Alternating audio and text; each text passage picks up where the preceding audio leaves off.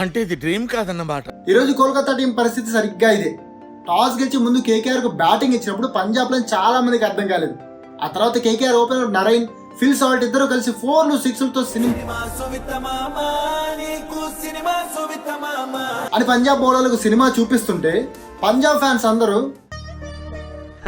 సరే తరలే ఎన్నెన్నో అనుకుంటాం, అన్ని జరుగుతాయి ఏమిటి అంటూ బాలయ్య డైలాగ్ గుర్తు తెచ్చుకుని ఓడిపోవడానికి రెడీ అయిపోయాడు. వాళ్ళ బాధను డబ్బులు చేస్తూ ఐపీఎల్ మొత్తంలో కనీసం బ్యాట్ పట్టుకోవడం కూడా రానట్లు బ్యాటింగ్ చేసిన శ్రేయాస్ అయ్యర్ కూడా ఈ మ్యాచ్ లో 10 బంతుల్లో 28 రన్స్ బాదాడు. వణుకు పుట్టుకొచ్చింది కదా. వీళ్ళ బాధుడితో కేకేఆర్ ఏకంగా 261 పరుగుల భారీ స్కోర్ చేయడంతో కోల్కతా ఫ్యాన్స్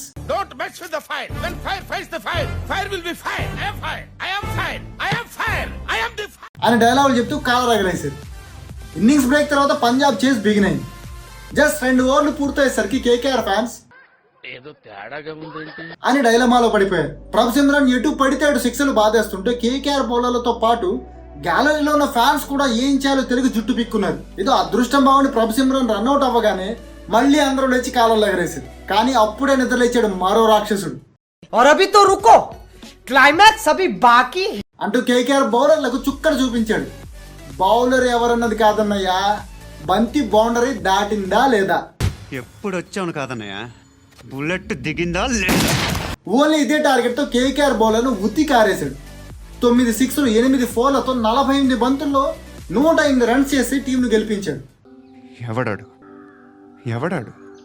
ఓహ్, ఆ రాక్షసుడు ఎవరో చెప్పలేదు కదా. ఆ పంజాబ్ రాక్షసుడి పేరు జానీ బేస్టో.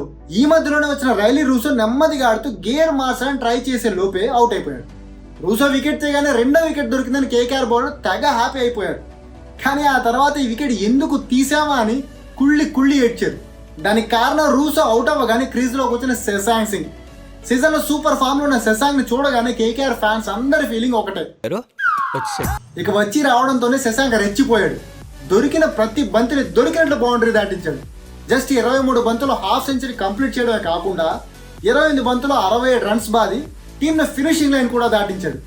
శశాంక్ ఎంతలా రెచ్చిపోయాడంటే ఈ పంజాబ్ బ్యాటర్ ఇన్నింగ్స్లో 2 4లు మాత్రమే ఉంటే ఏకంగా 8 6లు ఉన్నాయి. ఇక అర్థం చేసుకోండి స్టేడియంలో మన శశాంక్ ఎంత భీభత్సం సృష్టించాడు.